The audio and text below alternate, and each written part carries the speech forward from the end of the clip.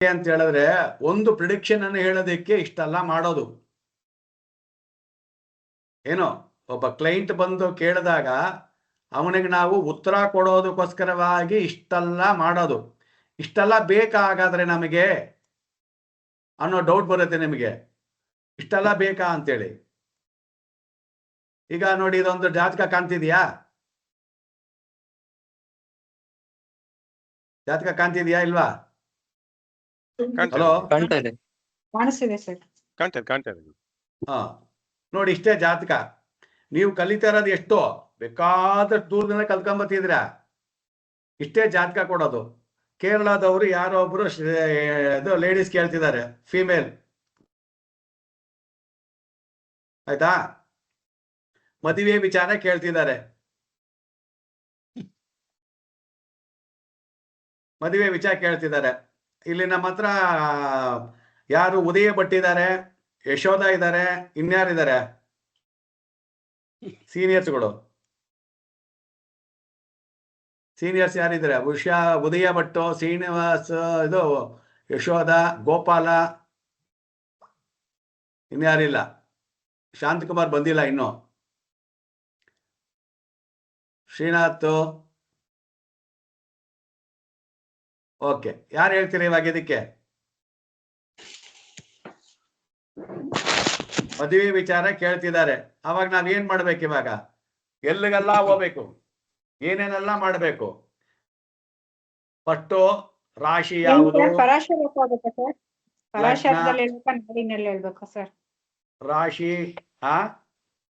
ಪರಾಶರದಲ್ಲಿ ಹೇಳ್ಬೇಕಾ ಸರ್?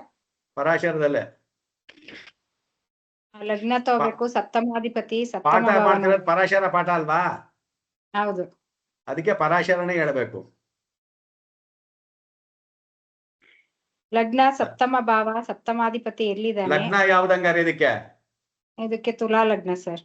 ಅವಾಗ ಅದು 1 2 3 4 5 6 7 8 9 10 11 12. ಸೊ ಹೀಗೆ ನಾವು ಭಾವವನ್ನ ಹಾಕೊಳ್ಬೇಕು. ಈ ತರ 2 ಮಾರ್ಕ್ ಹಾಕಿದ್ದಾರೆ. ಎಲ್ಲಂತ ಬರ್ದಿದ್ರೆ ಲಗ್ನ ಅಂತ, ಕೆಲವು ಕಡೆ ಅಸೆಂಡೆಂಟ್ ಅಂತ ಬರ್ದಿರ್ತಾರೆ. ಕನ್ನಡದಲ್ಲಿ ಆಗಿದ್ರೆ ಲಗ್ನ ಅಂತ ಬರ್ದಿರ್ತಾರೆ, ಕೆಲವು ಕಡೆ ಸೈನ್ ಅಂತ ಬರ್ದಿರ್ತಾರೆ. 19 ಡಿಗ್ರಿ 40 ನಿಮಿಷ ತುಲಾ ಲಗ್ನ. ಓಕೆ, ಈಗ ಅವರು ಯಾವ ಪ್ರಶ್ನೆಯನ್ನ ಕೇಳ್ತಾರೋ ಪ್ರಶ್ನೆಯನ್ನ ನೋಡಿ ಭಾವವನ್ನ ತೀರ್ಮಾನ ಮಾಡಬೇಕು. ಅವಾಗ ನಮಗೇನ್ ಬೇಕು? ನಾನು ನಿನ್ನೆ ಏನ್ ಹೇಳಿದೆ? ರಾಶಿಕಾರಕತ್ವ, ಭಾವಕಾರಕತ್ವ, ಗ್ರಹಕಾರಕತ್ವ, ನಕ್ಷತ್ರಕಾರಕತ್ವ, ಯೋಗ, ಇದನ್ನ ನಾವು ಚೆನ್ನಾಗಿ ಚೆನ್ನಾಗಿ ಚೆನ್ನಾಗಿ ಎಲ್ಲಿಟ್ಕೊಂಡಿರ್ಬೇಕು? ಫಿಂಗರ್ ಟಿಪ್ಸ್ ಅಲ್ಲಿ ಇಟ್ಕೊಂಡಿರ್ಬೇಕು. ಟಕ ಟಕ ಟಕ ಅಂತ ಬರಬೇಕು. ಒಂದು ಭಾವನ ಕೇಳಿದ ತಕ್ಷಣನೇ ಪಡ ಪಡ ಪಡ ಪಡ ಅಂತ ಒಂದು 10-15 ಪಾಯಿಂಟ್ಸ್ಗಳು ಹೇಳ್ಬೇಕು. ಆವಾಗ ನೋಡಿ ನೀವು ಗುಡ್ ಜ್ಯೋತಿಷ್ಯರು ಆಗ್ತೀರಾ. ಸೊ ಇವಾಗ ನಾವು ರಾಶಿ ಅಂದ್ರೆ ಏನಂತ ತಿಳ್ಕೊಂಡಿದೀವಿ, ಇನ್ನು ರಾಶಿಕಾರಕತ್ವ ಬಂದಿಲ್ಲ. ಗ್ರಹ ಅಂದ್ರೆ ಏನಂತ ತಿಳ್ಕೊಂಡಿದೀವಿ, ಗ್ರಹಕಾರಕತ್ವ ತಿಳ್ಕೊಂಡಿಲ್ಲ. ನಕ್ಷತ್ರ ಅಂದ್ರೆ ಏನಂತ ತಿಳ್ಕೊಂಡಿದೀವಿ, ನಕ್ಷತ್ರಕಾರಕತ್ವ ತಿಳ್ಕೊಂಡಿಲ್ಲ. ಇನ್ನು ಇದ್ರ ಕೆಳಗಡೆ ಪಂಚಾಂಗ ಬೇರೆ ಬರುತ್ತೆ. ಪಂಚಾಂಗದ ಒಂದು ವಿಷಯ ಏನು? ತಿಥಿ, ನಕ್ಷತ್ರ, ಯೋಗ, ಕರ್ಣ. ಯಾಕಂದ್ರೆ ತಿಥಿಯಲ್ಲಿ ಶೂನ್ಯವಾಗುತ್ತೆ, ಯೋಗದಲ್ಲಿ ನಮಗೆ ಯೋಗಿ ಅವಯೋಗಿ ಬರುತ್ತೆ. ತಿಥಿ, ಯೋಗ, ಕರ್ಣ. ಕರ್ಣದಲ್ಲಿ ನಮಗೆ ಕೆಲಸ ಮಾಡೋದನ್ನು ತೋರಿಸುತ್ತೆ. ತಿಥಿ, ಕರ್ಣ, ನಕ್ಷತ್ರ, ವಾರ, ಪರಿಹಾರ ಮಾಡೋದಕ್ಕೆ ವಾರವನ್ನು ತೋರಿಸುತ್ತೆ. ಆಮೇಲೆ ನಕ್ಷತ್ರ. ಇದ್ರ ಅಭ್ಯಾಸ ನಾವು ಮಾಡ್ಬೇಕಂದ್ರೆ ನೀವು ನನ್ನನ್ನು ಫಾಲೋ ಮಾಡ್ತಾ ಬರಬೇಕು. ಸುಮ್ಮನೆ ನಾವು ಇವತ್ತು ಹೇಳಿದ್ದು ಬೇರೆ ಫಲ ಹೇಳೋದಕ್ಕೆ ಮಾತ್ರ ಮಾಡ್ಬಿಡ್ತೀನಿ, ಫಲ ಹೇಳ್ಬೇಕು ಮಾಡ್ಬಿಡ್ತೀನಿ ಅಂದ್ರೆ ಆಗಲ್ಲ. ಅದು ಫಲ ಹೇಳ್ಬೇಕಾದ್ರೆ ಭಾರಿ ಕಷ್ಟ ಆಗತ್ತೆ. ಓಕೆ, ಸೊ ಇವಾಗ ಅವ್ರು ಕೇಳ್ತಾ ಇರೋದು ಏನ್ ಪ್ರಶ್ನೆ ಕೇಳ್ತಿದ್ದಾರೆ? ವಿವಾಹದ ಪ್ರಶ್ನೆ. ಉದಯ್ ಭಟ್ ಅವ್ರು ಇರ್ಬೇಕೇನೋ? ಉದಯ ಭಟ್ ಅವ್ರೆ ಹೇಳಿ ಹೇಳಿ ಗುರುಗಳೇ. ವಿವಾಹದ ಪ್ರಶ್ನೆ ಕೇಳ್ತಿದ್ದಾರೆ. ಇದು ಫೀಮೇಲ್ ಜಾತಕ. ಹೌದು ಗುರುಗಳೇ. ನೀವು ಎಕ್ಸ್ಪೀರಿಯನ್ಸ್ ಇರೋ ನೀವ್ ಹೇಳ್ಬೇಕು ಇವಾಗ, ಎಲ್ರಿಗೂ ಗೊತ್ತಾಗ್ಲಿ. ಲಗ್ನ ಬಂದ್ಬಿಟ್ಟು ತುಲಾ ಲಗ್ನ, ಲಗ್ನಾಧಿಪತಿ ಮತ್ತು ಕಾರಕಾಧಿಪತಿ. ಆ ಲಗ್ನಕ್ಕೆ ಕಾರಕಾಧಿಪತಿ, ವಿವಾಹಕ್ಕೆ ಕಾರಕಾಧಿಪತಿ ಆದಂತ ಶುಕ್ರ ಮತ್ತು ಲಗ್ನಾಧಿಪತಿ ಲಗ್ನದಿಂದ ವ್ಯಯದಲ್ಲಿದ್ದಾರೆ ಮತ್ತು ನೀಚರಾಗಿದ್ದಾರೆ. ಎಸ್. ಒಂದು.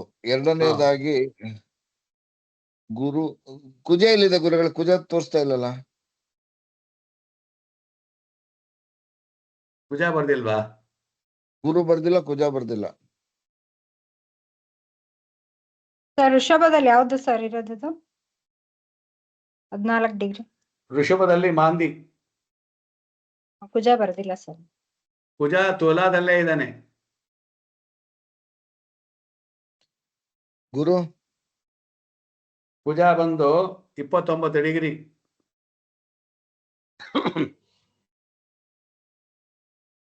ನೋಡಿ ಹೆಂಗ್ ಮಿಸ್ ಆಗತ್ತೆ ಅಂತ. ಗುರು ಶಕುನ ಏನ್ ತೋರಿಸ್ತಿ ಇವಾಗ? ಕುಜನೇ ಇಲ್ಲ ಅಲ್ಲಿ. ಅಲ್ಲೇ ತೋರ್ಸ್ಬಿಡ್ತದು. ಮದುವೆಗೆ ವಿಳಂಬ. ಅಲ್ಲೇ ತೋರ್ಸ್ಬಿಡ್ತಾವ. ಇದನ್ನೇ ಶಕುನ ಶಾಸ್ತ್ರ ಅನ್ನೋದು. ಜ್ಞಾಪಕ ಇಟ್ಕೊಂಬಿಡಿ. ಒಂದು ಜಾತಕವನ್ನ ಓಪನ್ ಮಾಡಿದಾಗ ಎಲ್ಲಾದ್ರೂ ಈ ಜಾತಕದಲ್ಲಿ ಎಲ್ಲಾದ್ರೂ ಬ್ಲಾಕ್ ಸ್ಪಾಟು ಅಥವಾ ಹೋಲು, ಏನಾದ್ರೂ ಕ್ರಾಚಸ್ ಇದ್ದರೆ ಆ ಭಾವ ಖಂಡಿತವಾಗ್ಲೂ ಕಷ್ಟದಲ್ಲಿದೆ ಅಂತ ಧಾರಾಳವಾಗಿ ಹೇಳ್ಬೋದು.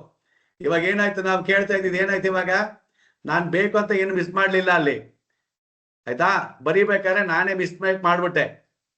ವಿವಾಹ ಇದು ಹೆಣ್ಣು ಜಾತಕ, ಇದು ಪೂಜಾ ಅಲ್ಲಿ ಅಡ್ರೆಸ್ಸೇ ಇಲ್ಲ, ನೆಕ್ಸ್ಟ್ ಗುರುನು ಇಲ್ಲ. ಏನ್ ಹೇಳೋದು, ಒಂದೇ ಸಾತಿ ಹೇಳ್ಬಿಡ್ಬೋದು ಟಕ್ ಅಂತೇಳಿ. ಬಟ್ ಏನಂದ್ರೆ ರೂಲ್ಸ್ ಪ್ರಕಾರ ಏನ್ ಹೇಳ್ಕೊಂಡು ಹೋಗ್ಬೇಕು ಅಂತ, ಹೆಂಗ್ ನೋಡ್ಬೇಕು ಅಂತ ಹೆಂಗ್ ಹೇಳಿ ಇವಾಗ ಹೇಳಿ ಉದಯ ಭಟ್ ಅವರೇ. ಆಲ್ರೆಡಿ ವಯಸ್ಸು 35 ವರ್ಷ ಆಗಿದೆ. ಹೌದು. ವಿವಾಹ ವಿಳಂಬ ಇದೆ. ಮತ್ತೆ ಯಾವ ದಶಭುಕ್ತಿ ನಡೀತಿದೆ ಗುರುಗಳೇ? ಚಂದ್ರ ದಶೆ, ಶನಿ ಭುಕ್ತಿ. ಚಂದ್ರ ಸಪ್ತಮಾಧಿಪತಿ, ಶನಿ 35 ವರ್ಷ ಆಯ್ತು. ಓಕೆ, 7, 8, 9. ಇಲ್ಲಿ ಬರ್ದಿದ್ದೀನಲ್ಲ ಚಂದ್ರ ದಶೆ ಶನಿ ಭುಕ್ತಿ 29/9/2026 ಇದೆ. ಚತುರ್ಥಾಧಿಪತಿ, ಪಂಚಮಾಧಿಪತಿ, ಚತುರ್ಥ ಸ್ಥಾನಾಧಿಪತಿ. ಲಗ್ನಕ್ಕೆ 19 ಡಿಗ್ರಿ ಅಂದ್ರೆ ನೀವು ಇದು ನಾಡಿ ಕಲ್ತಿಲ್ವಾ? ನಾಡಿ ಕಲ್ತಿದ್ದೇನಲ್ಲ ಗುರುಗಳೇ. ಓಕೆ, ನಿಮ್ಗೆ ನಾಡಿ ಪ್ರಕಾರ ಹೇಳಕ್ಕಾಗತ್ತಾ ಇಲ್ಲ ಇದ್ರ ಪ್ರಕಾರ ಹೇಳ್ತೀರಾ? ನಾಡಿ ಟ್ರೈ ಮಾಡ್ತೀನಿ ಗುರುಗಳೇ. ನಾಡಿನಲ್ಲಿ ವಿತಿನ್ 5 ನಿಮಿಷ ಹೇಳ್ಬಿಡ್ತೀವಿ. ಇಲ್ಲಿ ಕಾರಕ ಶನಿ ಏನ್ ಕೊಡ್ಬೇಕು, ಅದು ಕೆಲ್ಸನೇ ಕೊಡ್ತಾ ಇಲ್ಲಲ್ಲ, ಕನೆಕ್ಟಿವಿಟಿನೇ ಮಾಡ್ತಾ ಇಲ್ಲ. ಮದ್ವೆ ಆಗೋ ಹೆಣ್ಣು ರೆಡಿ ಇದೆ, ಗಂಡು ರೆಡಿ ಇದ್ರು ಅದನ್ನ ಏನು ಕನೆಕ್ಟಿವಿಟಿ ಮಾಡ್ಬೇಕಲ್ಲ. ಶನಿನೇ ಆ ಕಡೆ ಇನ್ನೊಂದು ಭಾಗದಲ್ಲಿದ್ದಾನೆ, ರಾಹು ಕೇತುವಿನ ಇನ್ನೊಂದು ಭಾಗದಲ್ಲಿ ಆಕ್ಟಿವ್ ಭಾವದಲ್ಲಿದ್ದಾರೆ, ಇದು ಪ್ಯಾಸಿವ್ ಭಾವದಲ್ಲಿದೆ. ಸರ್ ಇಲ್ಲಿ ರೆಟ್ರೋ ಗ್ರಹ ಯಾವ್ದಿದೆ ಸರ್? ರೆಟ್ರೋ ಗ್ರಹ ನಾಡಿನಲ್ಲಿ ಅದ್ ನೋಡ್ಬೇಕಲ್ಲ ಸರ್. ರೆಟ್ರೋ ಗ್ರಹ ಯಾವ್ದು ಇಲ್ಲ. ಅಂದ್ರೆ ಶುಕ್ರ ನೀಚ ರವಿ ಪಕ್ಕನೇ ಇದೆ. ರವಿಯಿಂದ ದೂರ ಯಾವ್ದು ಇಲ್ಲ. ಅಲ್ಲ ಸರ್, ಶುಕ್ರ ನೀಚ ಇದ್ದು ಇವಾಗ ಶುಕ್ರನ್ ತಗೊಂಡ್ರೆ ಕುಜನ್ನ ಹೋಗಿ ಅಂದ್ರೆ 2ರಲ್ಲಿ ಸೇರ್ತಾ ಇದ್ದಾನೆ. ಬಟ್ ಹುಡುಗಿಗೆ ಏನು ಅಂದ್ರೆ ನೀಚ ಆಗಿರೋದ್ರಿಂದ ಅಲ್ಲಿ ಹುಡುಗ ಸಿಕ್ಕಿದ್ರು ಸಿಗ್ತಾ ಇಲ್ಲ, ಕನೆಕ್ಟಿವಿಟಿ ಸಿಗ್ತಾ ಇಲ್ಲ. ಆ ಕರ್ಮಕ್ಕೆ ಕಾರಕ, ಆ ಒಂದು ಕೆಲಸ ಮಾಡಕ್ಕೆ ಕಾರಕ ಶನಿನೇ ಆ ಡೈರೆಕ್ಷನ್ ತೋರಿಸ್ತಾ ಇಲ್ಲ. ಹುಡುಗ ಅಲ್ಲೇ ಇದ್ರು ಐಡೆಂಟಿಫಿಕೇಶನ್ ಮಾಡಕ್ ಆಗ್ತಾ ಇಲ್ಲ. ಇದು ಫೀಮೇಲ್ ಜಾತಕ. ಅದು ಫಿಮೇಲ್. ಹುಡುಗ ಅಲ್ಲೇ ಇದ್ರು, ಹುಡುಗಿಗೆ ಹುಡುಗ ಅಲ್ಲೇ ಇದ್ರು, ಬಟ್ ಕನೆಕ್ಟ್ ಗೊತ್ತಾಗ್ತಾ ಇಲ್ಲ.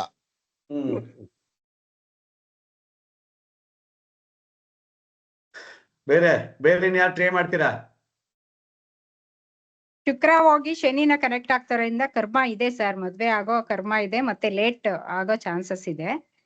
ಹಾ ಆ ಶುಕ್ರ ಕುಜುನ ಅಲ್ಲಿ 2ರಲ್ಲಿ ಕನೆಕ್ಟ್ ಆಗ್ತಾ ಇದ್ದಾನೆ, ಬಟ್ ನೀಚ ಆಗಿರೋದ್ರಿಂದ ಹುಡುಗಿಗೆ ಮನ್ಸು ಮಾಡಲ್ಲ, ಮದ್ವೆ ಆಗ್ಬೇಕು ಅನ್ನೋ ಮನ್ಸು ಮಾಡಲ್ಲ ಹುಡುಗಿ.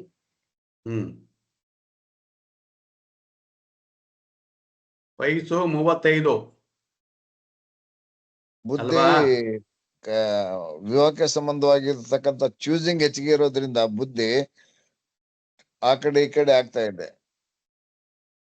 ನಾವ್ ಹೆಂಗ್ ಹೇಳೋದು ಅವ್ರಿಗೆ? ಆತರ ಹೇಳಿದ್ರೆ ನಾವ್ ಹೆಂಗೆ ಜ್ಯೋತಿಷ ಹೇಳೋದು? ಒಂದು ಆಗತ್ತೆ ಅನ್ಬೇಕು, ಇಲ್ಲ ಆಗಲ್ಲ ಅನ್ಬೇಕು ಅಲ್ವಾ? ಇಲ್ಲ ಇಂಥ ಪ್ರಶ್ನೆ ಇದೆ, ಇಂಥ ಪ್ರಾಬ್ಲಮ್ ಇದೆ ಅಂತ ಹೇಳ್ಬೇಕು ನಾವು. ಗುರುಗಳೇ, ನಾನ್ ಶಾಂತ್ ಹೇಳ್ತೀನಿ ಕುಮಾರ್ ಕೇಳ್ಕೊಳ್ಳಿ. ಬಿಡಿ ನಾನು ಹೇಳ್ತೀನಿ ಕೇಳಿ. ಓಕೆ.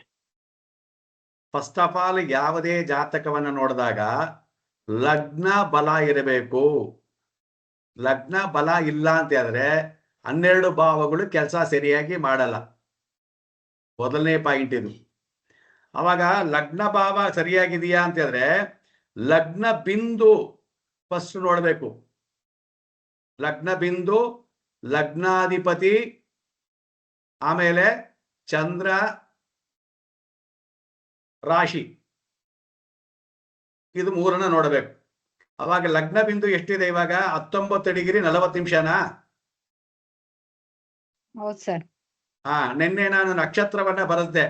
ಇವಾಗ ಹೊಸಬ್ರು ಹೇಳಬೇಕು 19 ಡಿಗ್ರಿ 40 ನಿಮಿಷ ಅಂದ್ರೆ ಯಾವ ನಕ್ಷತ್ರ ಬರುತ್ತೆ, ಏನಕ್ಕೆ ಬರೆಸ್ದೆ ಅಂತ ಇವಾಗ ನಿಮ್ಗೆ ಅರ್ಥವಾಗ್ಬೇಕು. ಇವಾಗ 19 ಡಿಗ್ರಿ 40 ನಿಮಿಷ ಲಗ್ನ ಬಿಂದು, ತುಲಾ ಲಗ್ನದಲ್ಲಿ. ತುಲಾ ಲಗ್ನ ಇದೆ. ಯಾವ ನಕ್ಷತ್ರ ಆಯ್ತು? ಭರಣಿ.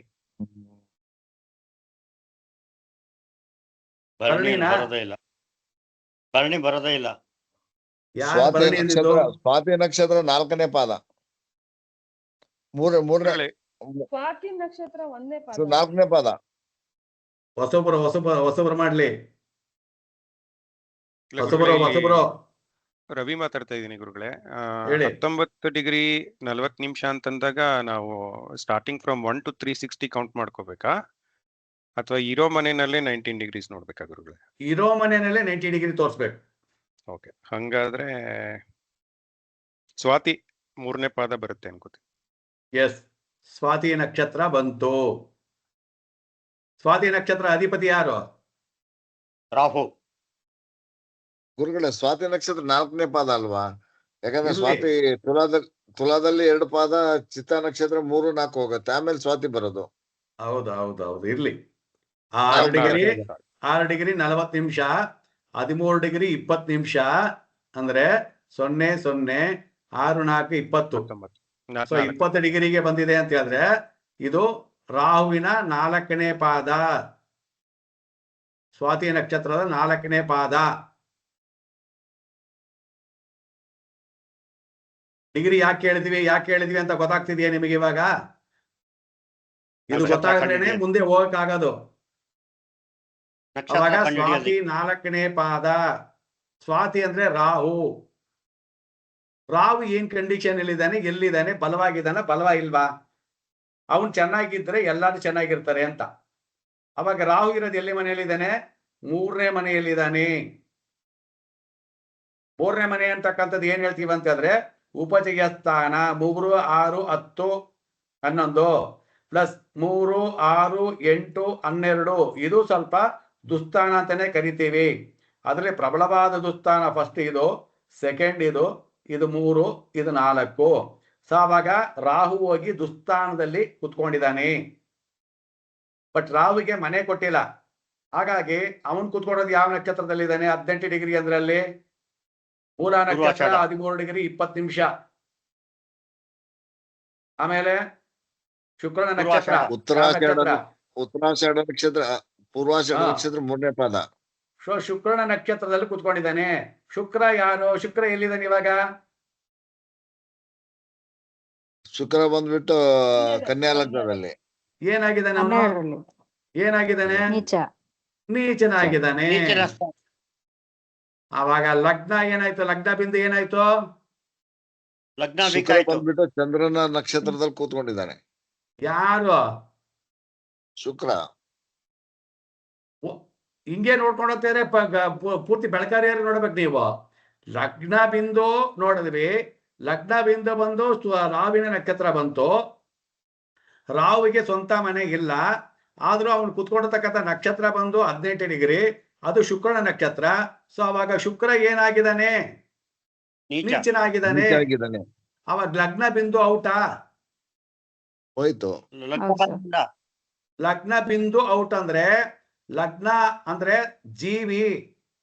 ಜೀವಿಗೆ ನಾನೇನ್ ಹೇಳಿದಿಲ್ಲಿ, ಲಗ್ನ ಚೆನ್ನಾಗಿತ್ತು ಅಂದ್ರೆ 12 ಮನೆಗಳ ಕೆಲಸವನ್ನು ಅವನು ಮಾಡೋದಕ್ಕೆ ಅರ್ಹನಾಗಿರ್ತಾನೆ.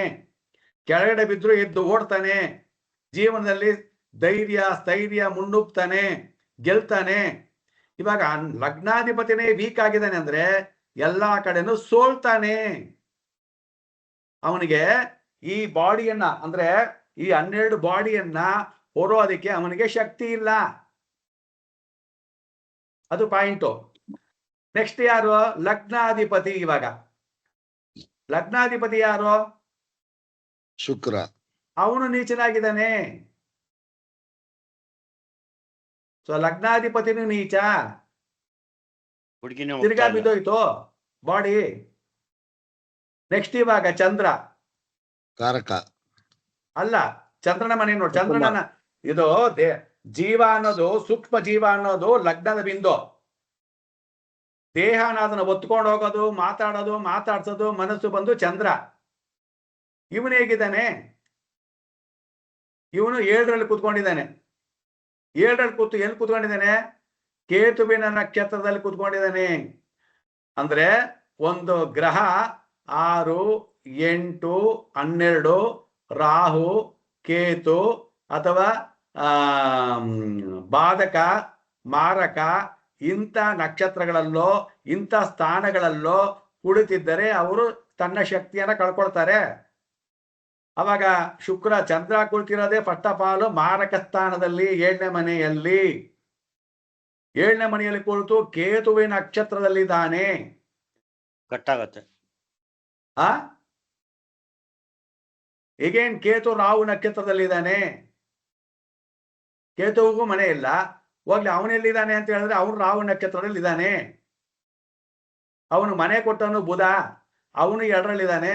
2, 7 ಮಾರಕ. ಹೆಂಗ್ ಬಂತು ನೋಡಿ ಇದಕ್ಕೆ. ಏನ್ ಹೇಳದ್ ನೀವು ಪ್ರಿಡಿಕ್ಷನ್ ಇಲ್ಲಿ? ಫಸ್ಟ್ ಆಫ್ ಆಲ್ ಇವರಿಗೆ ಯಾವುದಕ್ಕೂ ಯೋಗ್ಯತೆ ಇಲ್ಲ. ಯಾತದ್ ಮದುವೆ ಮಾಡೋದು ಇವರಿಗೆ?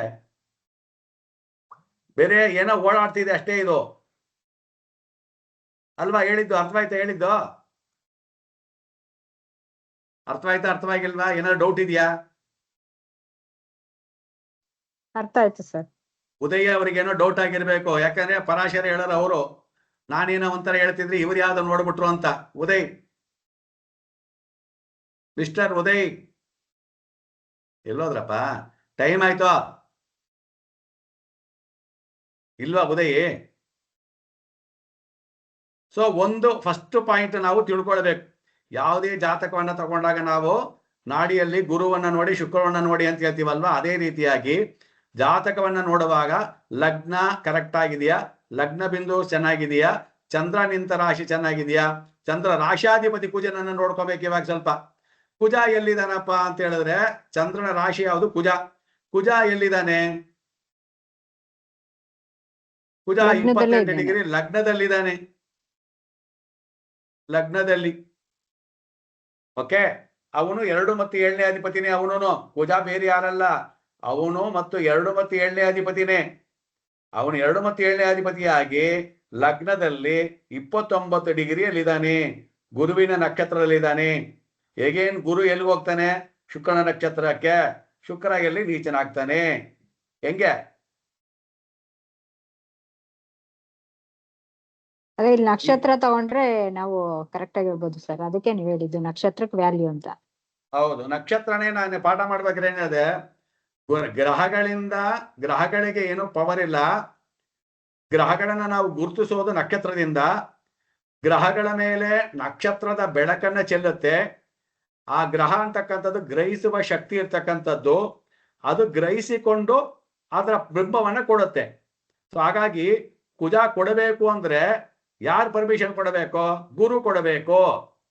ಹಾಗಾದ್ರೆ ಗುರು ಎಲ್ಲಿದ್ದಾನೆ? 11ನೇ ಮನೆಯಲ್ಲಿದ್ದಾನೆ. 11ನೇ ಮನೆ ಅಂತಕ್ಕಂಥದ್ದು ತುಲಾ ರಾಶಿಗೆ ಏನಾಗಬೇಕು?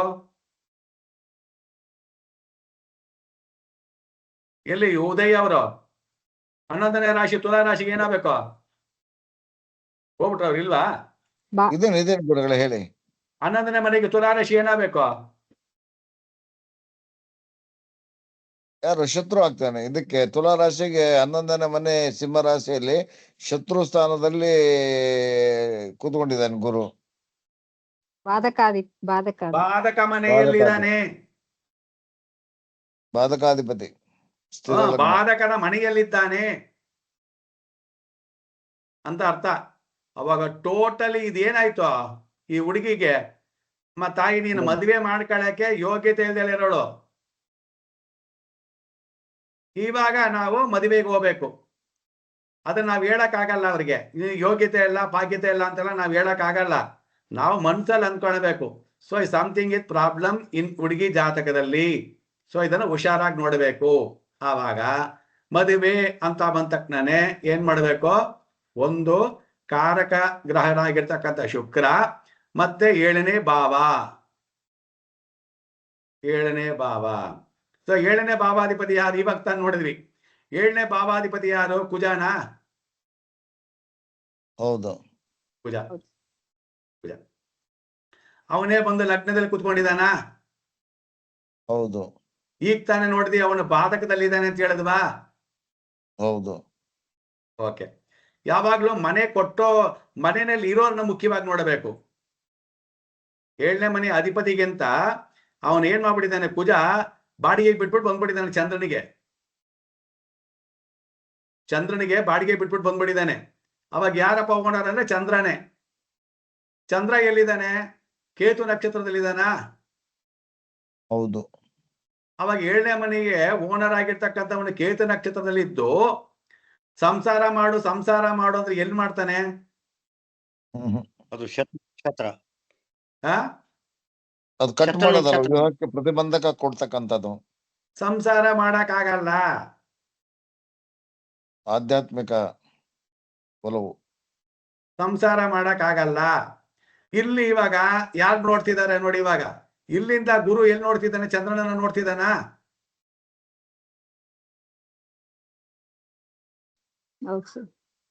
ಒಂಬತ್ತನೇ ಮನೆ ದೃಷ್ಟಿ. ಹೌದು. ಓಕೆ. ಗುರು 8ನೇ ಮನೆ ಅಧಿಪತಿ.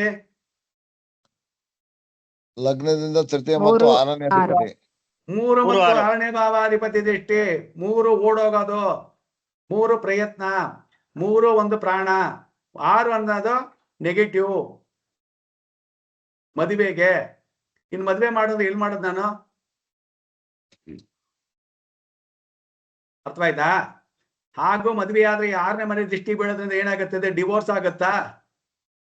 ಖಂಡಿತ. ಸೊ ಇದು ಚಂದ್ರದಶೆ ನಡೀತಾ ಇದೆ ಇವಾಗ. ಚಂದ್ರದಶೆ ನಡೀತಾ ಇದೆ. ಹುಟ್ಟುವಾಗ ಏನ್ ದಶೆ ಇರುತ್ತೆ? ಕೇತು. ಕೇತು ದಶೆ. ಕೇತು ದಶೆ ಆದ್ಮೇಲೆ ಶುಕ್ರ ದಶೆ. 27. ಶುಕ್ರ ದಶೆ ಆದ್ಮೇಲೆ ರವಿ ದಶೆ.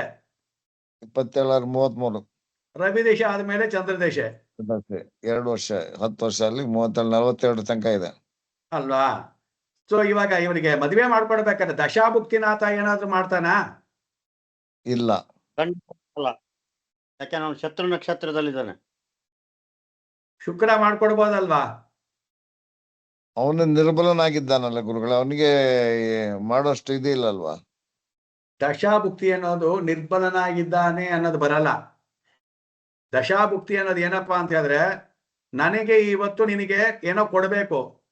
ಅರ್ಥವಾಯ್ತಾ? ದುರ್ಬಲನ ಕೊಡ್ಬೇಕು, ಶುಭ ಕೊಡ್ಬೇಕು, ಅದ್ ನಾನು ಕುತ್ಕೊಡೋದು ಮನೆ ಪ್ರಕಾರ ಏನೋ ಕೊಡ್ಲೇಬೇಕು ನಾನು ನಿನಗೆ. ಹೌದು. ಅರ್ಥವಾಯ್ತಾ? ನಾನ್ ನಿರ್ಬಲನಾಗಿದ್ದೀನಿ ಅಂತ ನಾನು ಕೊಡದಲ್ಲೇ ಹೋಗಕ್ಕಾಗಲ್ಲ. ಏನಾದ್ರು ಒಂದು ಕೊಡ್ಲೇಬೇಕು. ಶುಕ್ರ ದೇಶದಲ್ಲಿ ಮದುವೆ ಆಗಕ್ಕೆ ಸಾಧ್ಯ ಇದೆಯಾ? ವಯಸ್ಸು ನೋಡಿ. ಅವಾಗ ವಯಸ್ಸು ಫ್ಯಾಕ್ಟರ್ ಹೆಚ್ಚಿಗೆ ಆಗಿರುತ್ತೆ.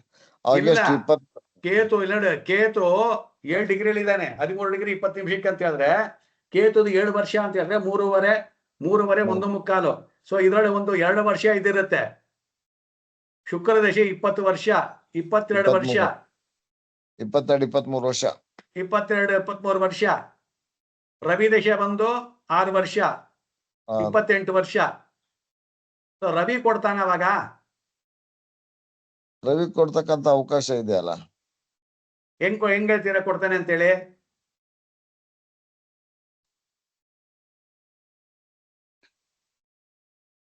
ಅಲ್ವಾ? ರವಿ ಬಾಧಕಾಧಿಪತಿ ಅಲ್ವಾ?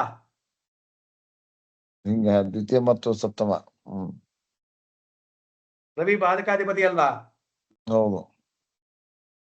ಅವನಿರೋದು ಗುರು ನಕ್ಷತ್ರದಲ್ಲ. ಮಾರಕಾಧಿಪತಿ ಬಾಧಸ್ಥಾನದಲ್ಲಿ ಕೂತ್ಕೊಂಡಿದ್ದಾನೆ. ಸರಿ, ಅವನು ಗುರು ನಕ್ಷತ್ರದಲ್ಲಿದ್ದಾನ. ಹೌದು. ಗುರು ಅವಾಗ ಶುಕ್ರ ನಕ್ಷತ್ರದಲ್ಲಿದ್ದಾನ. ಹೌದು. ಸೊ ಅವಾಗ ಗುರು ನಕ್ಷತ್ರದಲ್ಲಿ ಮದುವೆ ಆಗತ್ತೆ. ಬಾಧೆ ಪಟ್ಟು ಏನೋ ಕಷ್ಟಪಟ್ಟು ಅರ್ಜೆಂಟ್ ಅಲ್ಲಿ ಮಾಡಿಬಿಟ್ಟಿರ್ತಾರೆ ಏನೋ ಒಂದು. ಯಾಕಂದ್ರೆ ಬಾಧೆ ಪಡಬೇಕು ಅನ್ನೋದು ಒಂದು ತೀರ್ಮಾನ ಅಲ್ಲಿ ಇದೆ. ಹೌದು. ಬಾಧೆ ಕೊಡೋದು ಏನಪ್ಪಾ ಅಂದ್ರೆ ನಾನು ಬಾಧೆ ಕೊಡ್ಬೇಕು ಅಷ್ಟೇ ನಿನಗೆ. ಮದುವೆ ಆಗತ್ತೆ, ಡಿವೋರ್ಸ್ ಆಗ್ಬಿಡುತ್ತೆ. ಆವಾಗ ಇವರಿಗೆ ಮೊದಲನೇ ಮದುವೆ ಫೈಲ್ಯೂರ್.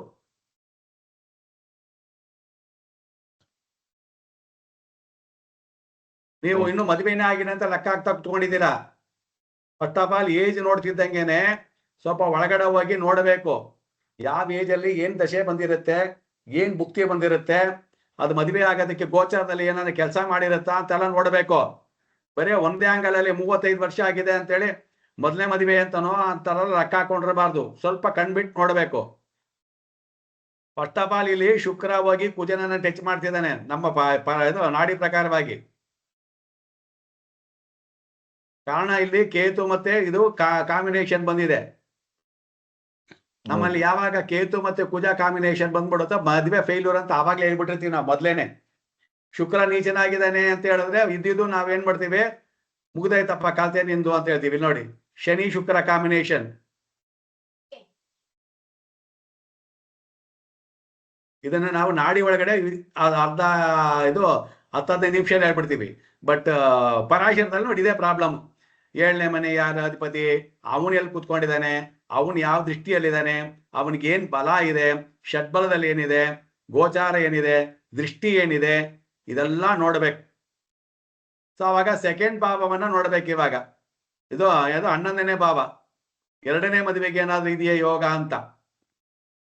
11ನೇ ಮನೆ ಅಧಿಪತಿ ಯಾರು? ರವಿ. ಆದ್ರೆ ಅವನ ಮನೆ ಯಾರು ಕೊಟ್ಬಿಟ್ಟಿದ್ದಾನೆ ಅಂದ್ರೆ ಗುರುವಿಗೆ ಮನೆ ಕೊಟ್ಬಿಟ್ಟಿದ್ದಾನೆ. ಗುರು ಕುತ್ಕೊಳ್ಳೋದು ಶುಕ್ರ ನಕ್ಷತ್ರದಲ್ಲಿ, ಶುಕ್ರ ಇರೋದು ನೀಚ. ಸೊ ಅವಾಗ ನಿನಗೆ 2ನೇ ಮದುವೆಯನ್ನು ವೈವಾಹಿಕ ಜೀವನ ಚೆನ್ನಾಗಿಲ್ಲ, ಬಿಡ್ಬಿಡಮ್ಮ ಅನ್ಬೇಕಷ್ಟೇ. ನೀನು ಮದುವೆನೇ ಮಾಡ್ಕೊಳ್ತೀರಾ ಏನೋ, ಮದುವೆನೇ ಮಾಡ್ಕೊಳ್ತೀರಾ, ಸುಮ್ಮನೆ ತೆಪ್ಪಿಗಿದ್ದು ಬಿಟ್ರೆ ನಿನಗೆ ಚೆನ್ನಾಗಿರುತ್ತೆ. ಅದನ್ನ ಬಿಟ್ಟು ನಾನು ಏನಾನ ಮದುವೆ ಮಾಡ್ಕೊಂತೀನಿ ಪಾಡ್ಕೊಂತೀನಿ ಅಂತ ಹೋದ್ರೆ ನೀನು ಇನ್ನು ಕಷ್ಟಪಡ್ತೀಯ ಹೊರತು ಏನ್ ನಿನಗೇನು ಯೂಸ್ ಆಗಲ್ಲ. ಗುರುಗಳ 2ನೇ ಮದುವೆ 9ನೇ ಸ್ಥಾನ 9ನೇ ಭಾವದಿಂದ ನೋಡ್ಬೇಕು ಅಥವಾ 11ನೇ ಭಾವದಿಂದ ನೋಡ್ಬೇಕು? 9ನೇ ಭಾವ ಬೇಡ.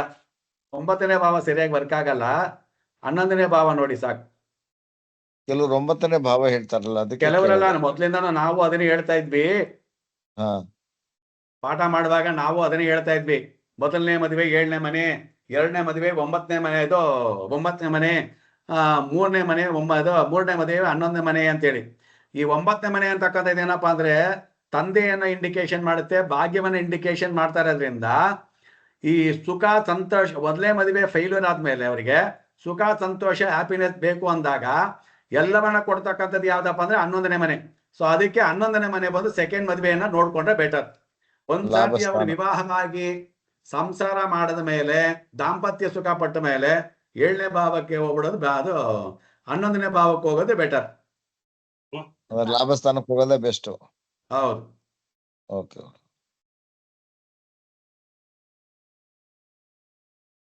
ನೋಡಿ ಇವಾಗ ಇದೊಂದು ಲಗ್ನ 20 ಡಿಗ್ರಿ ಇದೆ, ಆಯ್ತಾ?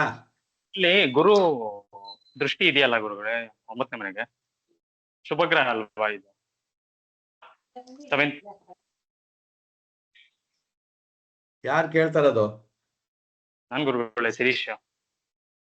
7ನೇ ಮನೆಗೆ ಶುಭಗ್ರಹ ಆಗಿ ಯಾರು ಕೇಳ್ತಾರದ? ಶಿರೀಶ್ ಗುರುಗಳೇ. ಶಿರೀಶ, ಶಿರೀಶ್, ಹಾ ಹಾ. ಗುರು ಶುಭ ಗ್ರಹನೇ. ಹ್ಮ್. ಅವ್ನು ಕೂರ್ತಿರೋದೆಲ್ಲಿ? ಬಾಧಕ ಸ್ಥಾನದಲ್ಲಿ. ಕೂರ್ತಿರೋ ನಕ್ಷತ್ರ ಯಾವ್ದು? ನಕ್ಷತ್ರ. ಕೂರ್ತಿರೋ ನಕ್ಷತ್ರ ಶುಕ್ರ ನಕ್ಷತ್ರ. ಹಾ ಹೌದು. ಅವಾಗ ಗುರುವಿಗೆ ಬಲ ಇದೆಯಾ? ಹಾ ಇಲ್ಲ ಗುರುಗಳೇ. ಮತ್ ಗುರು ನೋಡಿ ಏನ್ ಮಾಡದ್ ನಾವು? ಅಲ್ಲ ಗುರು ನೋಡೋ ಮನೆ ಶುಭ ಅಂತ ಹೇಳ್ತಾರಲ್ಲ ಗುರುಗಳೇ, ಅದಕ್ಕೆ ಕೇಳಿದೆ. ಅದನ್ನೇ ಹೇಳಿದ್ದು. ಪರಾಶರದಲ್ಲಿ ಏನಪ್ಪಾ ಅಂತಂದ್ರೆ, ಒಂದು ರೂಲ್ಸ್ ಹೇಳಿದ್ರೆ ಅದಕ್ಕೆ 10 ವಿಧಿಗಳನ್ನ ಕೊಟ್ಟಿರ್ತಾರೆ. Okay okay. ಗುರು ದೃಷ್ಟಿ ಶುಭ ಅಂತ ಕೊಟ್ಟ ಮೇಲೆ ಗುರು ಯಾವ ತರ ಇದ್ದಾಗ ಶುಭ? ಗುರು ದಿಗ್ಬಲನಾಗಿದ್ದಾನ? ಹ್ಮ್. ಗುರು ಪಾಪಗ್ರಹ ಸಂಯೋಗವಾಗಿದ್ದಾನ? ಗುರು ಪಾಪಕರ್ತ್ರಿ ಯೋಗದಲ್ಲಿದ್ದಾನ? ಗುರು ದುಸ್ಥಾನದಲ್ಲಿದ್ದಾನ? ಬಾಧಕದಲ್ಲಿದ್ದಾನ? ಹಿಂಗೆ ಹೋಗ್ತಾ ಹೋಗ್ತಾ ಹೋಗ್ತಾ ಇರುತ್ತೆ. ಇದೆಲ್ಲ ಕಳೆದು ಅವನು ಸ್ಟ್ರಾಂಗ್ ಆಗಿದ್ದಾನೆ ಅಂದ್ರೆ ಅವಾಗ ಅವನ ದೃಷ್ಟಿ ಬಲ ಸಿಗತ್ತೆ ಅಲ್ವಾ? ಹಾ ಸರಿ ಕೊಡ್ತಾರೆ. ಭಿಕ್ಷಿಕ ಬಂದಿದ್ದಾನೆ ಅಂದ್ರೆ ನನ್ನ ಹತ್ರ ದುಡ್ಡಿಲ್ಲ ಅಂದ್ರೆ ನಾನು ಏನೇನ್ಬೇಕು ಭಿಕ್ಷಿಕನಿಗೆ? ಮುಂದಕ್ಕೆ ಹೋಗಯ್ಯ ಅನ್ಬೇಕು. ಹ್ಮ್ ಹ್ಮ್ ಹ್ಮ್. ಕರೆಕ್ಟಾ? ಹಾ ಹೌದು ಗುರುಗಳೇ. ಭಿಕ್ಷಿಕ ಏನು ಇಲ್ಲ ಅಂದ್ರೆ ಬಾರ ಏನ ಜೊತೆ ಭಿಕ್ಷಿಕೆ ಅಂತ ಕರೀತಾನ ನಾವು. ಯಾಕಂದ್ರೆ ನಾನ್ ಕುತ್ಕೊಂಡಿರೋದು ಯಾರ ಮನೇಲಿ ಹೋಗಿ ಕುತ್ಕೊಂಡಿದ್ದೀನಿ? ನಾನು ಗುರುವಾಗಿ ಸೂರ್ಯನ ಮನೇಲಿ ಹೋಗಿ ಕುತ್ಕೊಂಡಿದ್ದೀನಿ. ಹೌದು. ಈ ಲಗ್ನಕ್ಕೆ ಸೂರ್ಯ ನನ್ನ ನಕ್ಷತ್ರದಲ್ಲೇ ಇದ್ದಾನೆ. ಫಸ್ಟ್ ಆಫ್ ಆಲ್ ಸೂರ್ಯ ಈ ಲಗ್ನಕ್ಕೆ ಏನಾಗ್ಬೇಕು? ಬಾಧಕ. ಬಾಧಕಾಧಿಪತಿ ಆಗ್ಬೇಕು. ಹ್ಮ್. ಆಯ್ತಾ? ಹ್ಮ್. ಒಂದನೇ ಪಾಯಿಂಟು. ಎರಡನೇ ಪಾಯಿಂಟು, ಬಾಧಕಾಧಿಪತಿ ಸ್ಥಾನದಲ್ಲಿ ನಿಂತರು ಅವನು ಕೊಟ್ಟಿರ್ತಕ್ಕಂಥ ಶುಕ್ರ ಏನಾದ್ರು, ಈಗ ಇದೆ ನೋಡು, ಇದೇ ಶುಕ್ರ ಏನಾದ್ರು ಅದು ಕೇಂದ್ರದಲ್ಲೋ ತ್ರಿಕೋಣದಲ್ಲೋ ಸ್ವಕ್ಷೇತ್ರದಲ್ಲೇ ಇದ್ದಿದ್ರೆ ಪರವಾಗಿಲ್ಲ. ಶುಕ್ರ ಗುರುವಿಗೆ ಬಲ ಬಂದಿರೋದು. ಅವನಿಗೆ ಮನೆ ಕೊಟ್ಟವನು ಹೋಗಿ ನೀಚನಾಗೋಗ್ಬಿಟ್ಟ. ನಕ್ಷತ್ರ ಕೊಟ್ಟವನು. ನಕ್ಷತ್ರ ಕೊಟ್ಟವನು. ಹೌದು. ಆಯ್ತಾ? ಓಕೆ. ಈಗ ಅವನ ಅಧಿಪತಿ ಯಾರವನು? ಯಾವ್ದಕ್ಕೆ ಅಧಿಪತಿ ಅವನು? ಗುರುನ ಗುರುಗಳೇ. ಹಾ, ಗುರು 3, 6. 6 ಅನ್ನೋದು ಶುಭ ದೃಷ್ಟಿಯನ್ನ ಅಶುಭ ಗ್ರಹನ? ಅಶುಭನ? ಶತ್ರು ಶತ್ರು. ಮತ್ತೆ ಅವನ ದೃಷ್ಟಿ ಬಿದ್ದು ಏನ್ ಮಾಡದ್ ನಾವ್ ಇವಾಗ? ಸರಿ ಆಯ್ತು. ಇದು ಈ ತರ ಅರ್ಥವಾದ ಹೇಳಿದ್ದು? ಅರ್ಥ ಆಯ್ತು ಗುರುಗಳೇ. ಸಿಂಪಲ್ ಆಗಿ ಸಿಂಪಲ್ ಅಲ್ಲ, ಕಂಪ್ಲೀಟ್ ಆಗಿ ನಾವು ಅಧ್ಯಯನವನ್ನು ಮಾಡಿದ್ರೆ ನಮಗೆ ಹತ್ರ ಗೊತ್ತಾಗತ್ತೆ. ಮೇಲ್ನೋಟಕ್ಕೆ ಯಾವುದೋ ಒಂದು ರೂಲ್ಸ್ ಅನ್ನು ಇಟ್ಕೊಂಡು ನೋಡಿದ್ರೆ ನಮಗೆ ಗೊತ್ತಾಗಲ್ಲ. ಸರಿ. ಓಕೆ ಓಕೆ ಅರ್ಥ ಆಯ್ತು. ಹಾ,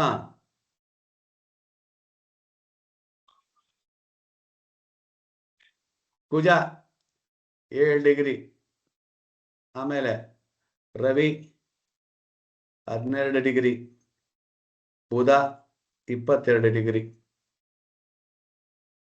ಇವಾಗ ಇವರು ನನಗೆ ಮನೆ ಯೋಗ ಇದೆಯಾ ಅಂತಾರೆ. ಏನ್ ಮಾಡೋದು? ಹೆಂಗ್ ನೋಡೋದು? ಶುಕ್ರ ಯಾವ ಡಿಗ್ರಿಯಲ್ಲಿ ಇದ್ದಾನೆ ಗುರುಗಳೇ? ಶುಕ್ರ ಬಂದು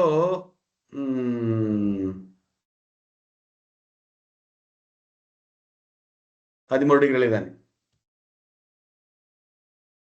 ಡಿಗ್ರಿ ಉತ್ತರ. ಏನಕ್ಕೆ ಅಷ್ಟು ಕಷ್ಟ ಪಡ್ತೀರಾ? ಇಲ್ಲಿ ನೋಡಿಲಿ, 1, 2, 3, 4, 5, 6, 7, 8, 9, 10, 11, 12. ಪರಾಶರದಲ್ಲಿ ನೀವು ಕಲಿಬೇಕು ಅಂದ್ರೆ ಒಂದು ವಿಧಿ ಇದೆ. ಏನಪ್ಪಾ ಅಂದ್ರೆ ಲಗ್ನ ಶುಭರು ಏನೋ, ಆಮೇಲೆ ಲಗ್ನ ಅಶುಭರು ಯಾರು, ಆಮೇಲೆ ಮಾರಕ, ಬಾಧಕ 6, 8, 12, ಕಂಬಸ್ಟು ಏನೋ ರಾಹು ಕೇತು ಈ ಇದ್ರೊಳಗಡೆ ಇದನ್ನ ಡೈಲಿ ನೀವು ಕಂಠಪಾಠ ಮಾಡ್ಬೇಕು. ದಿನ ದಿನ ದಿನ ತಗದ ತಕ್ಷಣನೆ ಅವಾಗ ನೋಡಿ ಟಕ ಟಕ ಟಕ ಅಂತ ಹೇಳ್ಬೋದು. ಒಂದೇ ಮನೆಯಿಂದ ಎಲ್ಲಾ ಗ್ರಹಗಳು ಎಲ್ಲಿ ಕೂತ್ಕೊಂಡಿದ್ಯಪ್ಪ? ಇದೇನ್ ಮನೆ ಇದು? ಆರನೇ ಮನೆ. ಆರನೇ ಮನೆಯಲ್ಲಿ ಕೂತ್ಕೊಂಡಿದ್ಯಾ? ಹೌದು. ಮತ್ತೆ ಇನ್ನ 4ನೇ ಮನೆ ಅಧಿಪತಿ ಆಗಿರ್ಲಿ, 5ನೇ ಮನೆ ಅಧಿಪತಿ ಆಗಿರ್ಲಿ, ಎಲ್ಲಾರು ಹೋಗಿ ಇದ್ರಲ್ಲಿ ಕೂತ್ಕೊಂಡಿದಾರಾ? ಇಲ್ಲ, 4ನೇ ಅಧಿಪತಿ 7ರಲ್ಲಿ ಕೂತ್ಕೊಂಡಿದೆ. 4ನೇ ಅಧಿಪತಿ 7ರಲ್ಲಿ ಕೂತ್ಕೊಂಡಿದ್ದಾನೆ. ಲಗ್ನಾಧಿಪತಿ ಶನಿ ನಕ್ಷತ್ರದಲ್ಲಿದೆ, ಪುಷ್ಯ ನಕ್ಷತ್ರ. ಹಾ, ಶುಕ್ರ ಬಂದ್ಬಿಟ್ಟು ಚಂದ್ರ ನಕ್ಷತ್ರದಲ್ಲಿದೆ. ಅದು 7 ಡಿಗ್ರಿ ಅಲ್ವಾ? 7 ಡಿಗ್ರಿ ಅಂದ್ರೆ ರವಿ ನಕ್ಷತ್ರದಲ್ಲಿದೆ. ಸೈಟಿಗೆ ಅಧಿಪತಿ ಇವಾಗ 2 ನೋಡ್ಬೇಕು. ಒಂದು ಭಾವಕಾರಕ, ಭಾವಾಧಿಪತಿ. ಭಾವಕಾರಕ ಕುಜನ, ಸೈಟಿಗೆ ಭಾವಾಧಿಪತಿ ಶುಕ್ರನ. ಶುಕ್ರ 4ನೇ ಭಾವಕ್ಕೆ ಕಾರಕ ಶುಕ್ರ. 4ನೇ ಭಾವಕ್ಕೆ ಕಾರಕ ಶುಕ್ರ ಅಲ್ಲ, 4ನೇ ಭಾವಾಧಿಪತಿ ಶುಕ್ರ. ಹಾ, ಮನೆ ಕೇಳ್ತಾ ಇಲ್ಲ, ಸೈಟು, ಜಮೀನು, ಕುಜ. ಓಕೆ, 4ನೇ ಭಾವಾಧಿಪತಿ ಬಂದು ಶುಕ್ರ 9 ಡಿಗ್ರಿಯಲ್ಲಿ ಇದ್ದಾನೆ. ಯಾವ ಮನೆ ಆಯ್ತು ಅದಕ್ಕೆ? 7ನೇ ಮನೆನಾ? ಹೌದು. ಮಾರಕನ? ಮಾರಕ. ಅವನು ಕುಳಿತಿರೋ ನಕ್ಷತ್ರ ರವಿ ನಕ್ಷತ್ರನಾ? ಹೌದು. ದ್ವಿತೀಯ ರವಿ ಪಾದ 6ರಲ್ಲಿದಾನ? 6ರಲ್ಲಿದೆ. ಹ, ಇನ್ನ ಕುಜ 5 ಮತ್ತು 10ನೇ ಮನೆ ಅಧಿಪತಿ. ಹೌದು. 5 ಮತ್ತೆ 10ನೇ ಅಧಿಪತಿ. ಇದು 4ನೇ ಮನೆ ಬಂದು ಸ್ವಂತ ತಗೊಳ್ಳೋದು. ಆಯ್ತಾ? 5ನೇ ಮನೆ ಬಂದು ಏನು? ಪೂರ್ವ ಪುಣ್ಯ ಸ್ಥಾನನ? ಪೂರ್ವ ಪುಣ್ಯ ಪಿತೃಗಳು, ಪಿತೃಗಳಿಂದ ಬಂದಿದ್ದು. ಪಿತ್ರಾರ್ಜಿತ ಅಧಿಪತಿ ಯಾರು? ಕುಜನ? ಹೌದು. ಅವನು 6ರಲ್ಲಿದಾನ? ಹೌದು. 6ರಲ್ಲಿ ಕೂತು ನೀಚನಾಗಿದ್ದಾನ? ನೀಚ ಇಲ್ಲ. ನೀಚ ಇಲ್ಲ. 6ರಲ್ಲಿ ಕೂತು ಕೇತು ನಕ್ಷತ್ರದಲ್ಲಿದ್ದಾನ? ಹೌದು, ಕೇತು ನಕ್ಷತ್ರ. ಆಯ್ತು. ಅವ ಕೇತು ಮತ್ತೆ ಇನ್ನೇನ್ ಹೇಳ್ತಾವ? ಕೇತು ಏನ್ ಮಾಡ್ತಾನೆ? ತಡೆ ಕೊಡ್ತಾನ? ತಡೆ ಕೊಡದೆ. ಆಯ್ತು. ಸೊ ಇಲ್ಲಿ ಶುಕ್ರನ ಬಂದು ನಾವ್ ಏನಂತೀವಿ ಇವಾಗ? 7ನೇ ಮನೇಲಿ ಕೂತ್ಕೊಂಡಿದ್ದಾನೆ ಅಂತ ಹೇಳ್ತೀವಲ್ವಾ?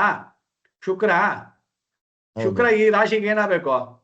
ಈ ಲಗ್ನಕ್ಕೆ ಅವನು ಬಾಧಕಾಧಿಪತಿನೇ. ಬಾಧಕಾಧಿಪತಿನಾ? ಹೌದು. ಇಷ್ಟೇ. ನೀವು ಒಂದು ಜಾತಕ ನೋಡಿದಾಗ ಮಾರಕ ಯಾರು, ಬಾಧಕ ಯಾರು, 6, 8, 12 ಕಂಬಷ್ಟು. ಇಲ್ಲಿ ರಾಹು ಕೇತು ಕಂಬದು, ಕುಜಾನು ರವಿನು ಕಂಬಷ್ಟು. ಅಲ್ಲ, ಈ ಲಗ್ನಕ್ಕೆ ಶುಕ್ರ ಸಮ ಆಗ್ತಾನಲ್ಲ ಗುರುಗಳೇ? ಏನ್ ಸಮ ಆಗ್ತಾನೆ? ಅಲ್ಲ, ಇಲ್ಲಿ ಮಿತ್ರತ್ವ, ನೈಸರ್ಗಿಕ ಮಿತ್ರ ಅದು ಬೇರೆ. ಲಗ್ನಕ್ಕೆ. ಓಕೆ, ಅವನು ಯಾವ ಅಧಿಪತಿ? ಅವನು ಚರಲಗ್ನಕ್ಕೆ 11ನೇ ಭಾವ ಬಾಧಕಾಧಿಪತಿ ಅಲ್ವಾ? ಹೌದು. ಮತ್ತೆ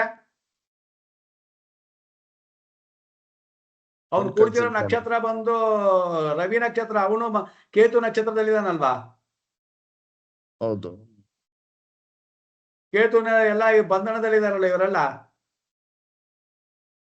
ಸೊ ಟೋಟಲ್ ಎಲ್ಲ ಕೇತುವಿನ ನಕ್ಷತ್ರದಲ್ಲೇ ಇದೆ, ಕೇತುವಿನ ಅಧಿಪತ್ಯದಲ್ಲೇ ಇದೆ. ಹಂಗಾಗಿ ಇವರಿಗೆ ಸ್ವಂತ ಮನೆ ಇಲ್ಲ, ಮತ್ತೆ ಪೂರ್ವಿಕರ ಸ್ವತ್ತು ಇಲ್ಲ. ಇದ್ರು ಸಿಗೋದಿಲ್ಲ. ಸ್ವತ್ತು ಇಲ್ಲ. ಅಲ್ಲ, ಇದ್ರೋದು ಕೈಗೆ ಸಿಗೋದಿಲ್ಲ. ಈಗ ನೋಡಿ, ಅದು ಕೇಸ್ ನಡೀತಾ ಇದೆ ಇವಾಗ. ಇಲ್ಲಿ ನಮ್ಮ ಪ್ರಕಾರ ಕೇತು ಸಂಚಾರ ಮಾಡ್ತಿದ್ದಾನಲ್ಲ, ಇಲ್ಲಿ ನಮ್ಮ ನಾಡಿ ಪ್ರಕಾರವಾಗಿ ಕೇತು ಸಂಚಾರ ಮಾಡ್ತಿದ್ದಾಗ ನೋಡಿ, ಇಲ್ಲಿಂದ ಇಲ್ಲಿಗೆ ಹೋಗಿ ಹಿಡ್ಕೊಂಬಿಟ್ಟ. ಒಂದೇ ಪಾಯಿಂಟ್. ಬುಧನ ಮೇಲೆ ಸಂಚಾರ ಮಾಡ್ದ, ಕೇಸ್ ಬುಕ್ ಮಾಡ್ದ. ರವಿ ಮೇಲೆ ಹೋದ, ಗೌರ್ಮೆಂಟ್ ಸರ್ಕಾರ ಲಾಕ್ ಆಯ್ತು. ಕುಜನ ಮೇಲೆ ಮಾಡ್ದ, ಜಮೀನು ಲಾಕ್ ಆಯ್ತು. ಇಲ್ಲಿ ಶುಕ್ರನು ಲಾಕ್ ಆದ ಸರ್.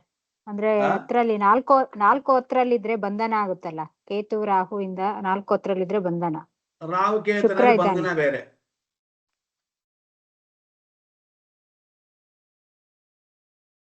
ಸೊ ನಾನು ಏನ್ ಹೇಳ್ತೀನಿ ಅಂತ ಹೇಳಿದ್ರೆ,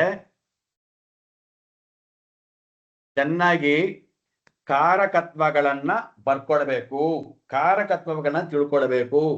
ಸೊ ಅದಕ್ಕೋಸ್ಕರನೇ ಇಷ್ಟೆಲ್ಲ ವಿಷಯ ಹೇಳಿದ್ ನಾನು. ಇದು ಪಾಠ ಬಂದು ಫೈನಲ್ ಪಾಠಗಳಿದು, ಫೈನಲ್ ಪಾಠಗಳು. ಇದು ಇವಾಗ್ಲೇ ನಾವು ಮಾಡಕ್ ಆಗಲ್ಲ. ಇವಾಗ ಮಾಡಬೇಕಾದ್ರೆ ನಿಮಗೆ 1 by 1 ಆ್ಯಡ್ ಆಗ್ತಾ ಹೋಗ್ಬೇಕು, 1 by 1 ಆ್ಯಡ್ ಆಗ್ತಾ ಹೋಗ್ಬೇಕು. ಓಕೆ, ನಿನ್ನೆ ನಾವೇನ್ ಪಾಠ ಮಾಡಿದ್ವಿ?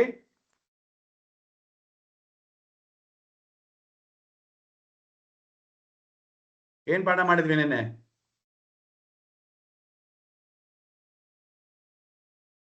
ಸಂವತ್ಸರಗಳು, ಸಂವತ್ಸರಗಳು, ಅಯನಗಳು, ಋತುಗಳು. ಹಾ, ಸಂವತ್ಸರಗಳು ಮಾಡಿದ್ವಿ, ಸಂವತ್ಸರಗಳು ಮಾಡಿದ್ವಿ. ಮಾಸಗಳು ಎಷ್ಟು ಮಾಸ ಇದೆ ಅಂತ ಹೇಳಿದ್ವಿ? 12 ಮಾಸಗಳಿದೆ ಅಂತ ಹೇಳಿದ್ವಿ. 12 ಮಾಸ ಆದ್ಮೇಲೆ ಏನು, 12 ಮಾಸ ಆದ್ಮೇಲೆ ನಮಗೆ ತಿಥಿಗಳು ಬರಬೇಕು, ತಿಥಿಗಳು ಬರಬೇಕು. ಓಕೆ, ಸೊ 12 ಮಾಸಗಳನ್ನ ನಾವು ಹೆಂಗೆ ಕಂಡುಹಿಡಿತೀವಿ ಅಂತ ಹೇಳಿದ್ರೆ, ನೆನೆ ನಾವು ಸೂರ್ಯ ಸಂಕ್ರಮಣ ಅಂತ ಒಂದು ಹೇಳಿದ್ವಿ ಅಲ್ವಾ? ಸೂರ್ಯನಿಂದ ಒಂದು ನೋಡ್ತೀವಿ, ಮತ್ತೆ ಚಂದ್ರನಿಂದ ಒಂದು ನೋಡ್ತೀವಿ ಅಂತ ಹೇಳಿದ್ವಿ. ಅದನ್ನ ನಾವು ಹೇಗ್ ನೋಡ್ತೀವಪ್ಪ ಅಂತ ಹೇಳಿದ್ರೆ, 12 ಭಾವಗಳನ್ನು ಹಾಕೊಳ್ಳಿ.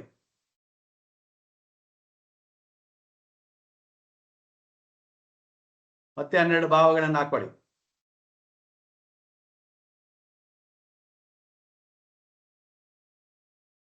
ಬೋರ್ಡ್ ಕಾಣಿಸ್ತಿಲ್ಲ. ಹಾ, ಸ್ಕ್ರೀನ್ ಶೇರ್ ಬೋರ್ಡ್ ಬರ್ತಾ ಇದ್ದೀರಾ ಗುರುಗಳೇ? ಬೋರ್ಡ್ ಕಾಣಿಸ್ತಿಲ್ಲ. ಇನ್ನು ಇಲ್ಲ, ಬೋರ್ಡ್ ಬರಿತಾ ಇದ್ದೀನಿ, ಶೇರ್ ಮಾಡಿಲ್ಲ. ಓಕೆ,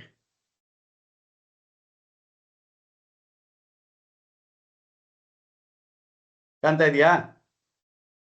ಕಾಣ್ತಾ ಇದೆ.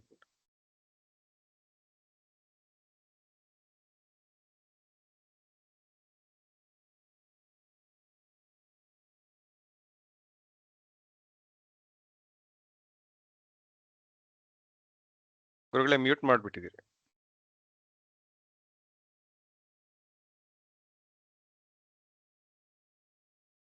Mute ಆಗ್ಬಿಟ್ಟಿದ್ಯಾ?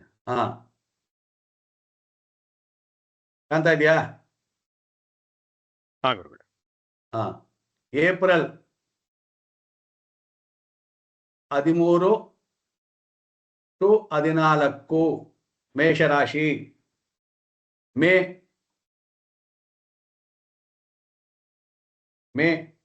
14 to 15. June 14 to 15. July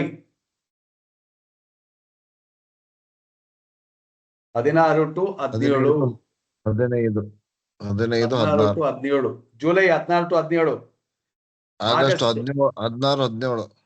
August 16 to 17. September 17 18. 16 to 17. September. October 16 to 17. November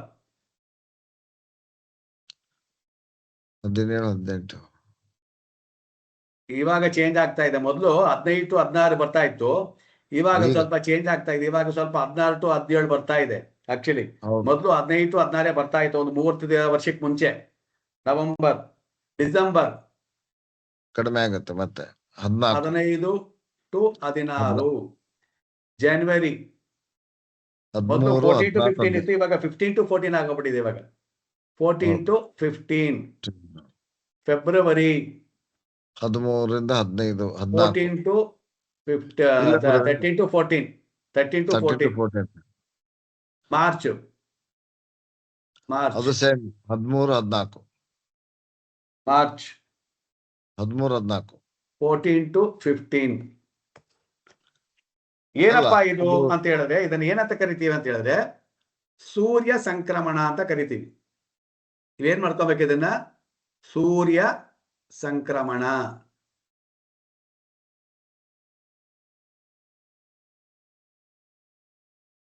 ಇದು ಒಂದು ಗಂಟೆ ಹೆಚ್ಚು ಕಮ್ಮಿ ಆಗ್ಬೋದೇ ಹೊರತು ಕರೆಕ್ಟ್ ಆಗಿ ಅಲ್ಲೇ ಬಂದು ಕೂತ್ಕೊಳ್ಳುತ್ತೆ. ಅದನ್ನೇ ಅವ್ರು ನೆನ್ನೆ ಹೇಳಿದ್ದು, 1 ಡಿಗ್ರಿಗೆ 1 ದಿನ ಸೂರ್ಯ ಬದಲಾವಣೆ ಆಗ್ತಾನೆ ಅಂತ. ಕೆಲವು ದಿನಗಳು ನೋಡಿ, ತಿಂಗಳಲ್ಲಿ ಏನಾಗುತ್ತೆ ವ್ಯತ್ಯಾಸ ಬರುತ್ತೆ. ನಿಮಗೆಲ್ಲ ವ್ಯತ್ಯಾಸ ಗೊತ್ತಲ್ವಾ? ಇದು 28 ದಿವಸ, ಇದು 30 ದಿವಸ, ಇದು 31 ದಿವಸ ಅಂತೇಳಿ. ಸೂರ್ಯ ಯಾವಾಗ್ಲೂ ಅದೇ ದಿನದಲ್ಲಿ ಎಚ್ಚರ ಆಗೋದು. ಇದನ್ನೇ ಅವ್ರು ಏನ್ ಮಾಡ್ತಾರೆ, ಇಲ್ಲಿ ಎಂಟ್ರಿ ಆದಾಗ ಇದನ್ನ ಸೌರಮಾನ ಪಂಚಾಂಗದ ಪ್ರಕಾರವಾಗಿ ಇದನ್ನ ಯುಗಾದಿ ಅಂತ ಕರೀತಾರೆ. ಯಾರು? ಕೇರಳದವರು, ತಮಿಳ್ನಾಡವರು, ನಮ್ಮ ಮಂಗಳೂರು ಕಡೆಯವರು ಇದೆಲ್ಲ ಬಂದು ಸೌರಮಾನ ಪಂಚಾಂಗವನ್ನ ಫಾಲೋ ಮಾಡೋರು. ಸೂರ್ಯ ಇಲ್ಲಿ ಎಂಟ್ರಿ ಆದ ತಕ್ಷಣ ಇದನ್ನ ಇದು ತೈಮಾಸ ಅಂತ ಕರೀತಾರೆ. ಚಿತ್ರಮಾಸ, ಚಿತ್ತರೆ ಅಂತ ಕರೀತಾರೆ. ನಾವೇನಂತ ಕರಿತೀವಿ? ಚೈತ್ರ. ಹೆಸರು ಹೆಂಗಿದೆ, ಸ್ವಲ್ಪ ವ್ಯತ್ಯಾಸ ಅಷ್ಟೇ. ಚಿತ್ತರೆ ಅಂತ ಕರೀತಾರೆ, ನಾವು ಚೈತ್ರ ಅಂತ ಕರಿತೀವಿ. ಓಕೆ. ವೈಗಾಸಿ ಅಂತ ಕರೀತಾರೆ ಅವರು, ವೈಗಾಸಿ ಅಂತ. ನಾವೇನ್ ಮಾಡ್ತೀವಿ? ವೈಶಾಖ ಅಂತ ಕರಿತೀವಿ, 2ನೇ ತಿಂಗಳಿಗೆ ಅಲ್ವಾ? ನಮಗೂ ಅವ್ರಿಗೂ ವ್ಯತ್ಯಾಸ ಇಷ್ಟೇನೆ. ಬಟ್ ನಾವು ಫಾಲೋ ಮಾಡೋದು ಯಾವ್ದಪ್ಪ ಅಂತ ಹೇಳಿದ್ರೆ, ಇವರು ಸೂರ್ಯನನ್ನ ಫಾಲೋ ಮಾಡ್ತಾರೆ, ನಾವು ಚಂದ್ರನನ್ನ ಫಾಲೋ ಮಾಡ್ತೀವಿ. ನಮಗೆ ಅಮಾವಾಸ್ಯೆ ಯಾವಾಗ ಆಗುತ್ತೋ ಅದರ ನೆಕ್ಸ್ಟ್ ಡೇ, ಪ್ರಥಮ ತಿಥಿಯಿಂದ ನಮಗೆ ತಿಂಗಳು ಪ್ರಾರಂಭ. ಈ ಸೌರಮಾನ ಪಂಚಾಂಗದವರಿಗೆ ಸೂರ್ಯ ಯಾವಾಗ ರಾಶಿಯಲ್ಲಿ ಎಂಟ್ರಿ ಆಗ್ತಾನೋ ಆವತ್ತಿನಿಂದ ಮಾಸ ಪ್ರಾರಂಭ.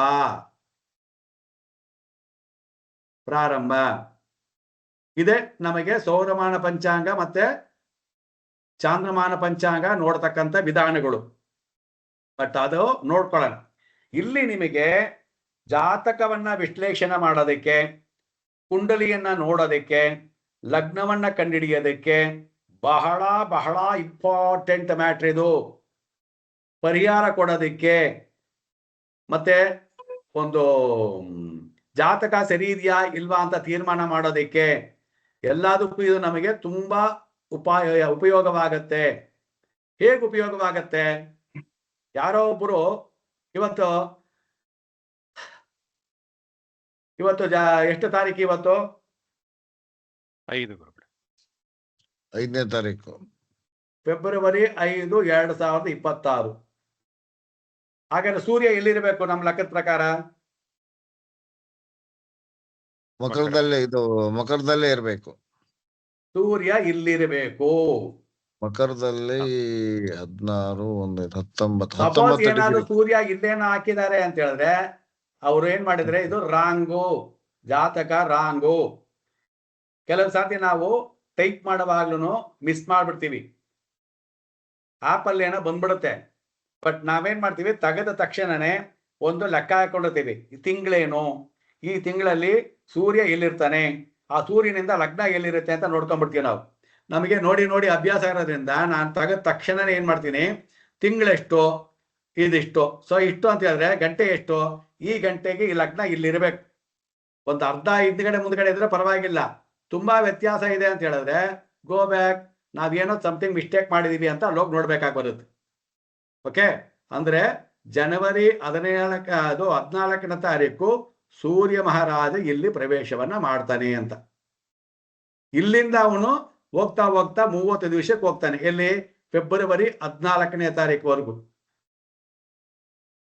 ಇವಾಗ ಫೆಬ್ರವರಿ 5ನೇ ತಾರೀಕು ಆಗಿರೋದ್ರಿಂದ 14ನೇ ತಾರೀಕು ಮುಗುದಿಲ್ಲ. ಹಾಗಾಗಿ ಅವನು ಇಲ್ಲೇ ಇರ್ತಾನೆ, ಇಲ್ಲೆಲ್ಲೋ ಇರ್ತಾನೆ. ಅದೇ ಡೇಟ್ ಹಾಕಿದ್ರೆ ನಿಮಗೆ ಡಿಗ್ರಿ ಎಲ್ಲ ಕಂಡುಹಿಡಿಬಹುದು. ಸೊ ಅದೆಲ್ಲ ಮುಂದ್ಗಡೆ ಹೋಗೋಣ. ನಿಮಗೆ ಬೇಕಾಗಿರೋದು ಫಸ್ಟ್ ಆಫ್ ಆಲ್ ನೋಡಿ, ಅವ್ರಿಗೆ ಗೊತ್ತಿದೆ ಫೆಬ್ರವರಿ 15, ಜನವರಿ 15ನೇ ತಾರೀಕು ಆಯ್ತು. ಜನವರಿ 15ನೇ ತಾರೀಕಿಂದ ಇವತ್ತು ಎಷ್ಟು ತಾರೀಕು? ಇವತ್ತು ಫೆಬ್ರವರಿ 5. ಸೊ 20 ಆಗಿದೆ ಅಂದ್ರೆ 20 ಡಿಗ್ರಿ ಆಗಿರುತ್ತಾ? 19ರಿಂದ 20 ಡಿಗ್ರಿ. ಅವಾಗ 19ರಿಂದ ಸೂರ್ಯ ಎಷ್ಟು ಡಿಗ್ರಿ ಇರ್ತಾನೆ ಅಂತ ಹೇಳಿದ್ರೆ ನೋಡಿದ ತಕ್ಷಣ ಹೇಳ್ಬಿಡ್ಬೋದು, ಸೂರ್ಯ 19ರಿಂದ 20 ಡಿಗ್ರಿಯಲ್ಲಿ ಇರ್ತಾನೆ. ಇನ್ನ ಬಾಕಿ ಬಂದು ಎಷ್ಟಿದೆ? 20 ಡಿಗ್ರಿ ಇದೆ ಬಾಕಿ ಅಂತ ಹೇಳ್ಬೋದು. ಈಗ ನಿಮ್ಮ ಜಾತಕಗಳನ್ನ ಹೇಳಬಹುದು. ನೀವು ಎಲ್ಲಿ ಹುಟ್ಟಿದ್ದೀರಾ, ಯಾವಾಗ ಹುಟ್ಟಿದ್ದೀರಾ ಅಂತ ತಕ್ಷಣ ಸೂರ್ಯ ಎಲ್ಲಿರ್ತಾನೆ ಅಂತ ನೋಡ್ಬಿಡ್ಬೋದು. ಸೂರ್ಯ ಒಂದನ್ನು ಗುರ್ತು ಮಾಡಿದ್ರೆ ನೀವು ಕರೆಕ್ಟ್ ಆಗಿ ಈ ಚಾರ್ಟ್ ಅನ್ನು ಅಪ್ಲೈ ಮಾಡಕ್ ಬಂದ್ರೆ ನೀವು ಡೇಟ್ ಹೇಳ್ತಿದ್ದಂಗೆನೆ ಈ ಜಾಗದಲ್ಲಿ ಇಲ್ಲಿರ್ತಾನೆ, ಹಾಗಾದ್ರೆ ಗುರು ಎಲ್ಲಿರ್ತಾನೆ ಅಂತ ಟಕ ಟಕ ಟಕ ಟಕ ಅಂತ ಹೋಗ್ಬಿಡ್ಬೋದು. ಇವಾಗ ಗುರು ಇಲ್ಲಿದ್ದಾನೆ, ಶನಿ ಇಲ್ಲಿದ್ದಾನೆ ಅನ್ನೋದು ಗೊತ್ತು ಗೋಚಾರದಲ್ಲಿ, ರಾಹು ಇಲ್ಲಿದ್ದಾನೆ, ಕೇತು ಇಲ್ಲಿದ್ದಾನೆ ಅಂತೇಳಿ. ಒಬ್ರು 5 ವರ್ಷದ ಹಿಂದೆ ಅವ್ರು ಕೇಳ್ತಿದ್ದಾರೆ, 5 ವರ್ಷಕ್ಕೆ ನಾನು ಅಕ್ಟೋಬರ್ ತಿಂಗಳಲ್ಲಿ ಹುಟ್ಟಿದೆ ಸರ್, 2001ರಲ್ಲಿ ಹುಟ್ಟಿದೆ ಅಂತಾರೆ. 2021ರಲ್ಲಿ ಏನ್ ಹೇಳೋದು ನಾವು? 5 ವರ್ಷಕ್ಕಾದ್ರೆ ಗುರು ಎಲ್ಲಿರ್ತಾನೆ? 1 2 3 4 5 ಗುರು ಇಲ್ಲಿರ್ತಾರೆ. ಶನಿ ಮಹಾರಾಜ ಎಲ್ಲಿರ್ತಾರೆ? 1 2 ಶನಿ ಮಹಾರಾಜ ಇಲ್ಲೆಲ್ಲ ಎಂಟ್ರಿನಲ್ಲಿ ಎಂಟ್ರಿ ಆಗ್ತಾ ಇರ್ತಾರೆ. ರಾಹು ಎಲ್ಲಿರ್ತಾರೆ? ಇಲ್ಲೆಲ್ಲ ರಾಹು ಇರ್ತಾರೆ. ಹಿಂಗೆ ಆ ಒಂದು ನೋಡಿದ ತಕ್ಷಣ ಹೇಳುವಂಥದ್ದು ಬರ್ಬೋದು.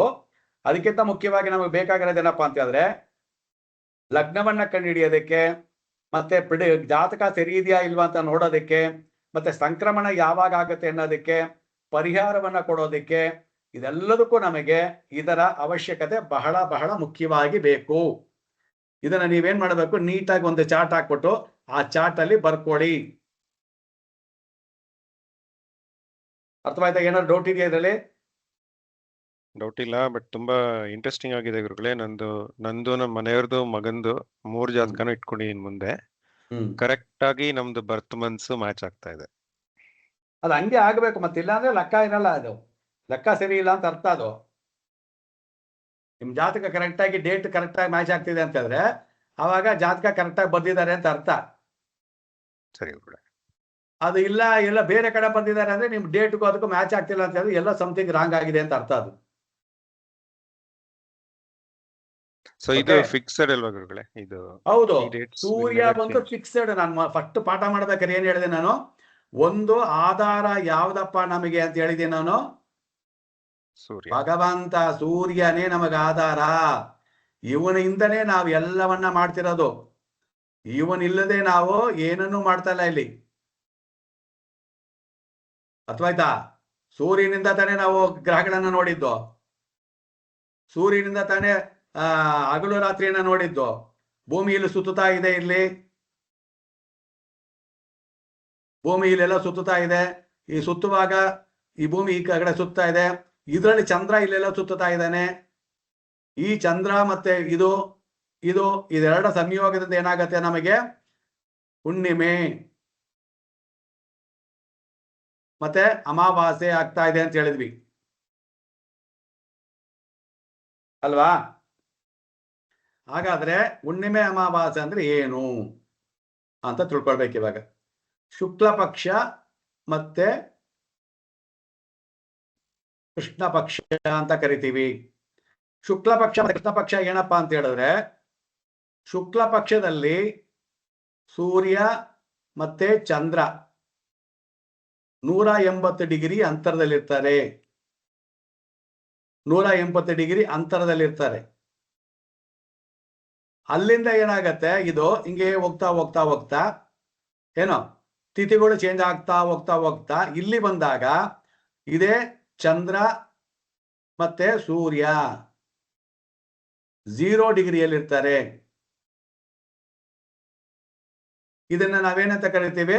ಶುಕ್ಲ ಪಕ್ಷ ಅಂತ ಕರಿತೀವಿ. ಇದು ಎಷ್ಟಿರುತ್ತಪ್ಪ ಅಂತ ಹೇಳಿದ್ರೆ 15 ತಿಥಿಗಳಿರುತ್ತೆ.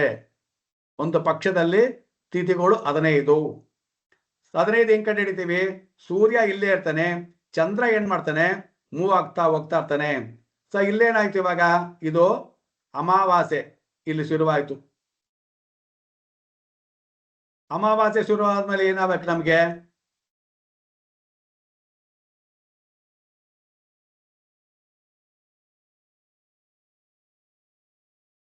ನೋಡಿ, ಇದು ಶುಕ್ಲ ಪಕ್ಷ ಬಂತು, ಇಲ್ಲಿ ಕೃಷ್ಣ ಪಕ್ಷ ಅಮಾವಾಸ್ಯೆ ಆಯ್ತು. ಆಯ್ತಾ? ಅಮಾವಾಸ್ಯೆ ಆದ್ಮೇಲೆ ಏನಾಯ್ತು? ಕೃಷ್ಣ ಪಕ್ಷ.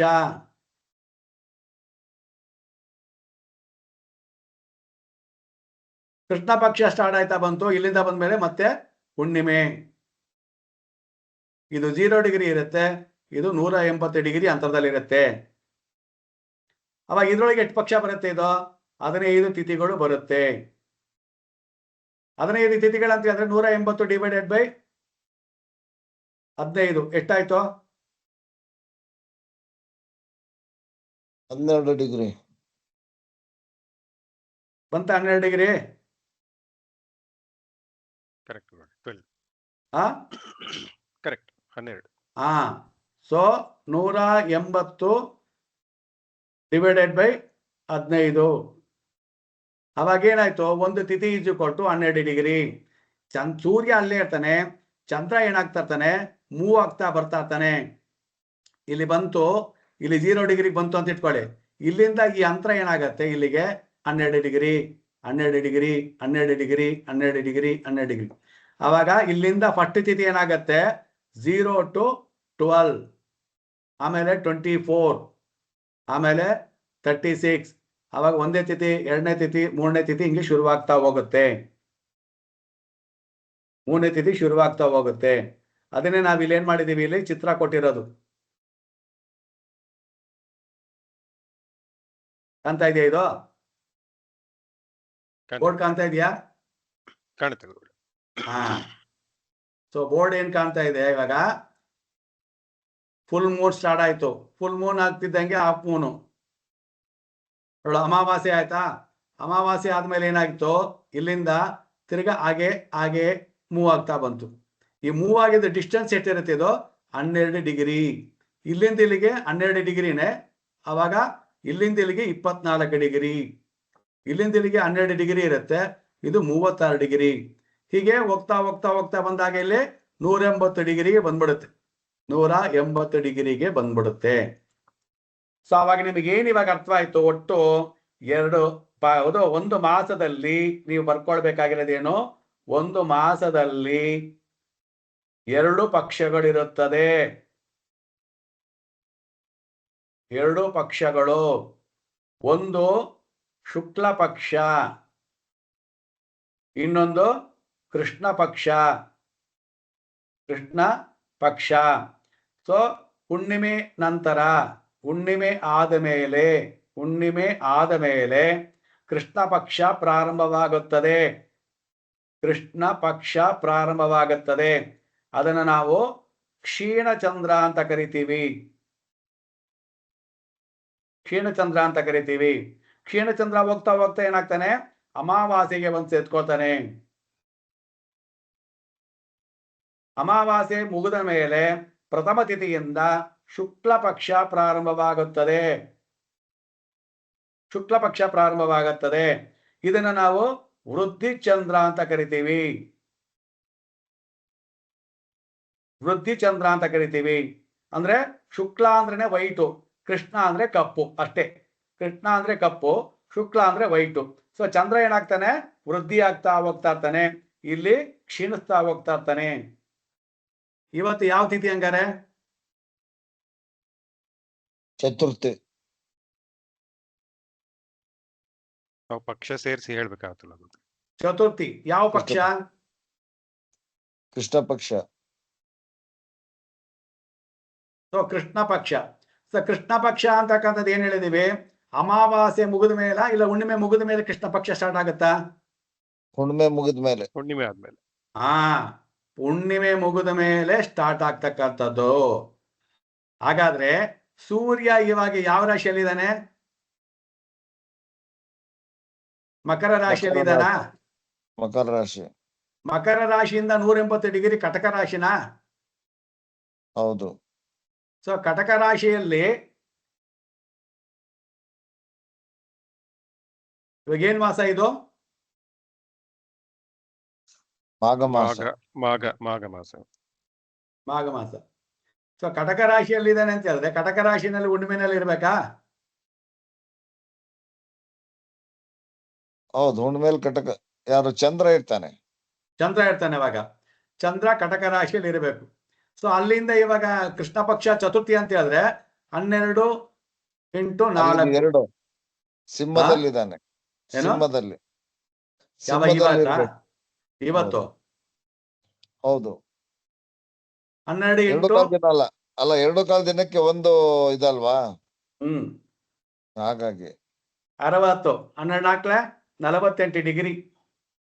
ಈಗ ಉತ್ತರ ಇದಕ್ಕೆ ಕನ್ಯಕ್ ಬಂದಿರ್ತಾನೆ, ಯಾಕಂದ್ರೆ ಉತ್ತರ ನಕ್ಷತ್ರ ಅಲ್ಲ, ಹೌದು ಕನ್ಯಕ್ ಬಂದಿರ್ತಾನೆ ಗುರು. ಹೌದು.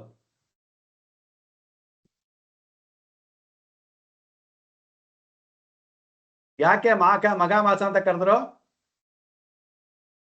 ಹುಣ್ಣಿಮೆ ದಿನ ಮಘ ನಕ್ಷತ್ರ ಬರುತ್ತೆ, ಹಾಗಾಗಿ. ಈ ಮಾಸಗಳನ್ನು ನಮ್ಮಲ್ಲಿ ಹೇಗೆ ಕೊಡ್ತಾರಪ್ಪ ಅಂತ ಹೇಳಿದ್ರೆ, ಮಾಸದ ಹೆಸರುಗಳಂತ ಹೇಳೋದು ಹುಣ್ಣಿಮೆ ನಡೆಯುವಂತ ನಕ್ಷತ್ರ ಯಾವುದೋ ಆ ಹೆಸರನ್ನೇ ತಿಂಗಳಿಗೆ ಕೊಡೋದು. ಸೊ ಮಖ ನಕ್ಷತ್ರದಲ್ಲಿ ಹುಣ್ಣಿಮೆ ಬಂದಿರುತ್ತೆ, ಹಾಗಾಗಿ ಮಾಘ ಮಾಸ ಅಂತ ಕರೀತಾರೆ.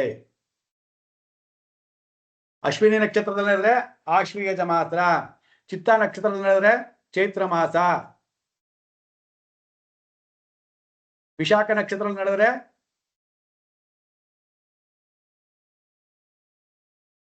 ವೈಶಾಖ. ವೈಶಾಖ. ಚೈತ್ರ ವೈಶಾಖ. ಆಮೇಲೆ ಏನು ಜ್ಯೇಷ್ಠನಾ?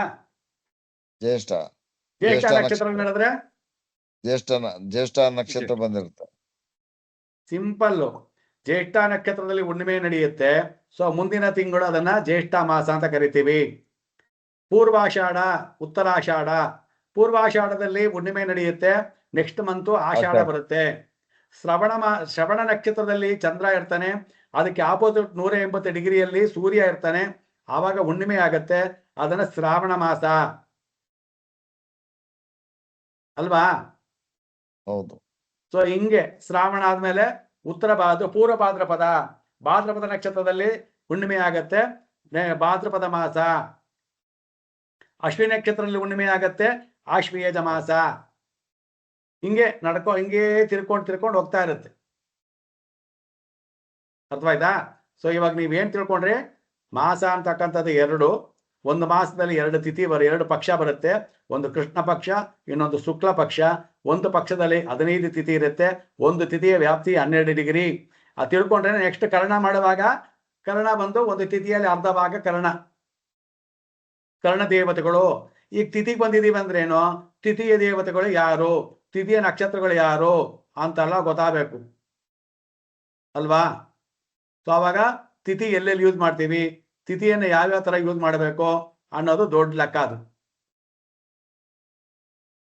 ಓಕೆ, ಸೊ ಅದಕ್ಕೆ ನೀವು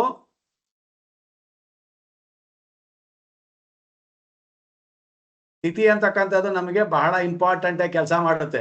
ಎಲ್ಲಿ ನೋಡಿ, ಯಾವುದೇ ಕಾರ್ಯಕ್ರಮಗಳನ್ನು ಮಾಡುವಾಗ, ಯಾವುದೇ ಕರ್ಮಗಳನ್ನು ಮಾಡುವಾಗ ತಿಥಿ ಅನ್ನೋದು ಬಹಳ ಇಂಪಾರ್ಟೆಂಟ್ ಆಗಿ ಕೆಲಸ ಮಾಡುತ್ತೆ.